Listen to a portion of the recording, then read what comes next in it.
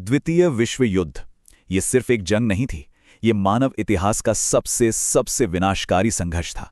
एक ऐसी लड़ाई जिसने दुनिया का नक्शा और हमारा भविष्य हमेशा के लिए बदल कर रख दिया। चलिए आपको एक खास दिन और समय पर ले चलते हैं। तारीख थी 6 अगस्त 1945 और समय सुबह के 8:15। जापान का शहर है हिरोशिमा। लोग बस अपने अपने दिन की शुरुआत ही कर रहे थे और उन्हें इस बात का बिल्कुल अंदाजा नहीं था कि बस कुछ ही पलों में आसमान से मौत बरसने वाली है। सिर्फ एक पल, और धमाके के सेंटर का तापमान पता है कितना? 4000 डिग्री सेल्सियस। आप सोच सकते हैं, ऐसा लगा मानो सूरज का एक टुकड़ा ही जमीन पर आ गिरा हो। और देखते ही देखते कुछ ही सेकंड्स के अंदर एक पूरा का पूरा हंसता खेलता शहर राख का ढेर बन गया। तो सबसे बड़ा सवाल यही है, आखिर दुनिया इस मोड़ तक पहुंची कैसे? कैसे एक जंग इतनी भयानक हो गई कि लाखों करोड़ों जानें चली गईं और पूरी दुनिया एक नए खतरनाक परमाणु युग में दाखिल हो गई? चलिए आज इसी कहानी की जड़ों तक चलते हैं। अब मजे की बात यह है कि इस कहानी को समझने के लिए हमें शुरुआत करनी होगी इसके अंत से। जी हां, एक ऐसा अंत जिसने जंग तो खत्म कर दी, पर दुनिया को एक नए और शायद पहले से भी ज्यादा बड़े डर के साए में छोड़ दिया। तो जैसा कि हमने देखा, 6 अगस्त को हिरोशिमा पर और फिर 3 दिन बाद 9 अगस्त को नागासाकी पर परमाणु हमला हुआ। इसके बाद जापान के पास सरेंडर करने के अलावा कोई चारा नहीं बचा और 2 सितंबर 1945 को द्वितीय विश्व युद्ध ऑफिशियली खत्म हो गया। लेकिन सवाल तो वही है कि ये नौबत आई ही क्यों, और इसका जवाब जानने के लिए हमें टाइम में थोड़ा और पीछे जाना होगा, ठीक वहां जहां पहला विश्व युद्ध खत्म हुआ था। एक बहुत पुरानी कहावत है कि हर नए युद्ध के बीज पिछले युद्ध की राख में ही बोए जाते हैं, और द्वितीय विश्व युद्ध के मामले में ये बात बिल्कुल सच है। इसकी जड़ें पहले विश्व युद्ध के बाद हुई एक संधि में छिपी थीं। इस संधि का नाम था ट्रीटी ऑफ वर्साई या वर्साई की संधि। 1919 में साइन हुई इस ट्रीटी ने पहले विश्व युद्ध को कागजों पर तो खत्म कर दिया, लेकिन इसका एक क्लॉज था, आर्टिकल 231, जिसे वॉर गिल्ट क्लॉज भी कहते हैं, और इसने सारा का सारा इल्जाम जर्मनी पर डाल दिया। मतलब ये सिर्फ एक समझौता नहीं था, ये पूरे जर्मनी के लिए एक राष्ट्रीय अपमान था। जरा इन शर्तों का बोझ देखिए। जर्मनी को कहा गया कि वो 6.6 बिलियन पाउंड का हर्जाना भरे।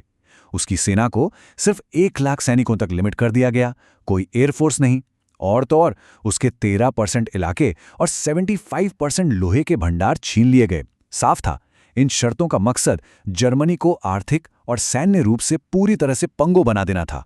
और इसका नतीजा भयानक था। देश में हाइपर इन्फ्लेशन आ गया, मतलब पैसे की कीमत मिट्टी हो गई। हालत ये हो गई कि 1923 आते आते एक ब्रेड खरीदने के लिए लोगों को ठेले में नोट भरकर ले जाने पड़ते थे। बच्चे नोटों की गड्डियों से घर बनाकर खेलते थे क्योंकि उन कागजों की कोई कीमत ही नहीं बची थी। अब देखिए, जब कोई देश इतने बड़े अपमान और आर्थिक बर्बादी से गुजर रहा हो, तो माहौल बिल्कुल तैयार होता है एक ऐसे लीडर के लिए जो लोगों के गुस्से और उनकी निराशा का फायदा उठा सके। और वो लीडर था एडोल्फ हिटलर। हिटलर ने अपने जोशीले भाषणों से जर्मन लोगों के अंदर दबे हुए गुस्से को एक आवाज दे दी।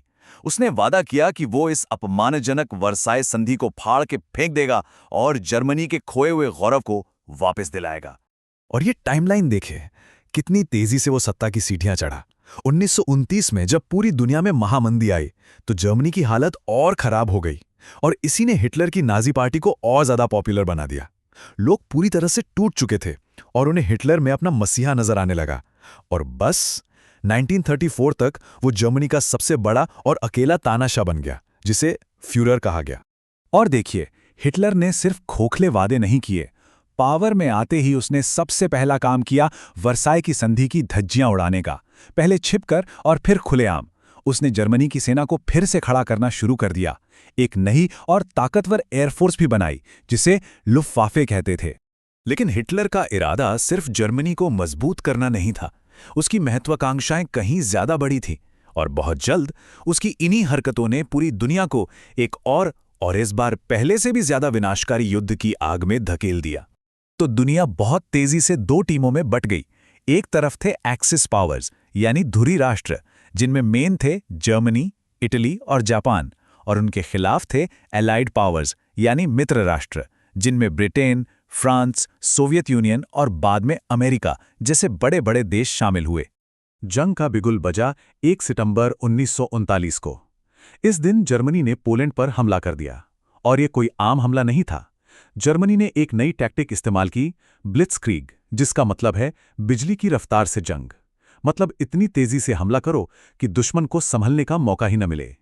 बस इसी हमले के बाद ब्रिटेन और फ्रांस ने भी जर्मनी के खिलाफ युद्ध की घोषणा कर दी। अब जब हिटलर अपनी ताकत के नशे में चूर था, उसने एक बहुत बड़ी, एक ऐतिहासिक गलती कर दी। उसने सोवियत यूनियन के साथ किया गया नॉन एग्रेशन पैक्ट यानी हमला ना करने का समझौता तोड़ दिया और उन पर अटैक कर दिया। लेकिन वो रूस की जानलेवा सर्दियों को भूल गया था। जर्मन सेना वहीं बर्फ में फंसकर रह गई और अब जर्मनी को दो फ्रंट पर एक साथ लड़ना पड़ रहा था, जो कि एक बहुत बड़ी भूल साबित हुई। उधर यूरोप में ये सब चल रहा था और इधर पैसिफिक में जर्मनी के साथ ही जापान ने एक और बड़ा कदम उठाया। 7 दिसंबर 1941 को जापान ने अमेरिका के नेवल बेस पर्ल हार्बर पर अचानक हमला कर दिया और बस इस एक हमले ने दुनिया की सबसे बड़ी इंडस्ट्रियल पावर अमेरिका को सीधे सीधे इस जंग में खींच लिया। तो युद्ध खत्म तो हुआ, लेकिन इसकी जो कीमत चुकाई गई वो बहुत बहुत भारी थी। इस महाविनाश ने दुनिया को हमेशा के लिए बदल कर रख दिया। एक नई दुनिया, एक नई ग्लोबल व्यवस्था का जन्म हुआ।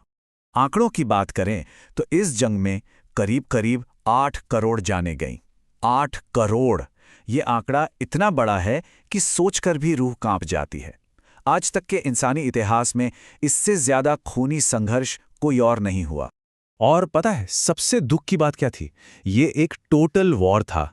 मतलब ऐसी जंग जिसमें सिर्फ सैनिक नहीं लड़ रहे थे, बल्कि आम नागरिकों को भी निशाना बनाया जा रहा था। मरने वालों में 65%, मतलब आधे से कहीं ज्यादा आम लोग थे। बच्चे, बूढ़े, औरतें। ये इस जंग की सबसे बड़ी ट्रेजेडी है। इस जंग की विरासत बहुत बड़ी है। भविष्य में ऐसी तबाही को रोकने के लिए यूनाइटेड नेशंस यानी यूएन बनाया गया। दुनिया न्यूक्लियर एज में आ गई, एक ऐसा दौर जहां इंसान के पास खुद को पूरी तरह तबाह करने की ताकत थी। इसी जंग के बाद यूरोप के बड़े बड़े साम्राज्य टूटने लगे और भारत जैसे कई देशों की आज़ादी का रास्ता साफ हुआ। और इस जंग का असर कितना कॉम्प्लेक्स था, इसका सबसे अच्छा उदाहरण है भारत। एक तरफ हमने दुनिया की सबसे बड़ी वॉलंटियर आर्मी 2.5 मिलियन सैनिक जंग में भेजे, जिन्होंने एलाइड देशों की जीत में बहुत बड़ा रोल निभाया। लेकिन दूसरी तरफ इसी जंग की वजह से बंगाल में भयानक अकाल पड़ा, जिसमें 30 लाख लोग मारे गए। तो एक ही वक्त में हम दुनिया को बचा भी रहे थे और खुद एक बड़ी तबाही से गुजर भी रहे थे। और इसी ने हमारी आज़ादी की लड़ाई को और भी तेज कर दिया। तो आखिर में द्वितीय विश्व युद्ध ने दुनिया का नक्शा तो बदला ही, लेकिन इसने अच्छाई और बुराई दोनों की हदों को भी फिर से खींच दिया। और ये जंग अपने पीछे हम सब के लिए एक बहुत बड़ा सवाल छोड़ गई।